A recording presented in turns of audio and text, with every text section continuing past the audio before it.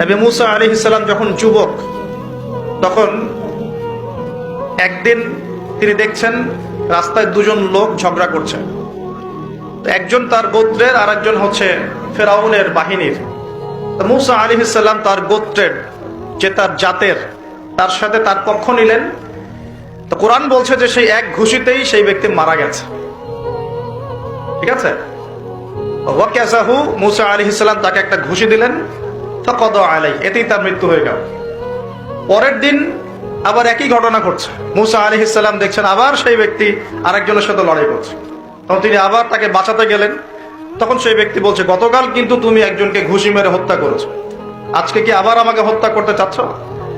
তখন এক ব্যক্তি খবর নিয়ে আসলো, মুসা এখান থেকে পালাও, কারণ ফেরাউনের বাহিনী তোমাকে ধরতে আসছে, কারণ তারা মনে করে তুমি একজনকে হত্যা করেছো। তখন মুসা আলাইহিস সালাম মিশর থেকে চলে গেলেন, হিজরত করলেন। এই মিশর থেকে হিজরত করে তিনি এই শুআয়ব আলাইহিস সালামের কওমে মাদিয়ান এখানে চলে গিয়েছিলেন। এখানে তিনি একটা গাছের নিচে বসেছিলেন।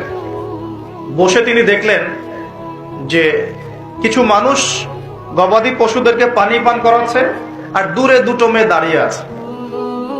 তো মুসা আলাইহিস সালাম তাদেরকে গিয়ে বললেন, আপনারা দাঁড়িয়ে আছেন কেন?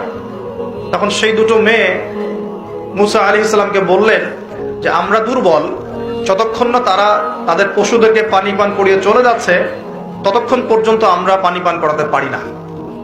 তখন মুসা আলাইহিস সালাম, তিনি শক্তিশালী ছিলেন, বিশ্বস্ত ছিলেন, তিনি তাদের হয়ে পশুদেরকে পানি পান করালেন।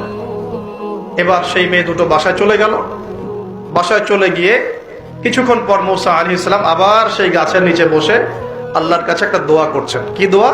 আল্লাহ পাক কোরআনে বলছেন, নবী মুসা আলাইহিস সালাম বলেছিলেন, রব্বি, হে আমার রব, ইন্নী লিমা আনজালতা ইলাইয়া মিন খায়রিন ফাকির, হে আল্লাহ, তুমি আমার প্রতি যে নিয়ামত বর্ষণ করবে, তুমি আমার উপর যে অনুগ্রহ বর্ষণ করবে, আমি তার জন্য ভিখারি হয়ে বসে আছি। বলেন সুবহানাল্লাহ।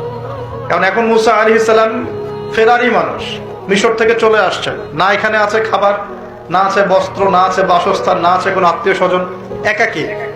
তখন তিনি গাছের নিচে বসে এই দোয়া করছেন, রব্বি ইন্নী লিমা আনজালতা ইলাইয়া মিন খায়রিন ফাকির, হে আল্লাহ, আমার উপর তুমি যে নিয়ামতগুলো দিবে এর জন্য আমি ভিখারি হয়ে বসে আছি। সুবহানাল্লাহ।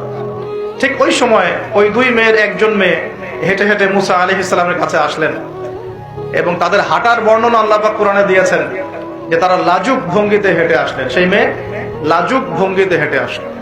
এখনকার মেয়েদেরকে এই হাঁটা কে শিখাবে যে মেয়েদেরকে লাজুক ভঙ্গিতে হাঁটতে হয়? লজ্জা শরম তো সেই কবে উঠে গেছে।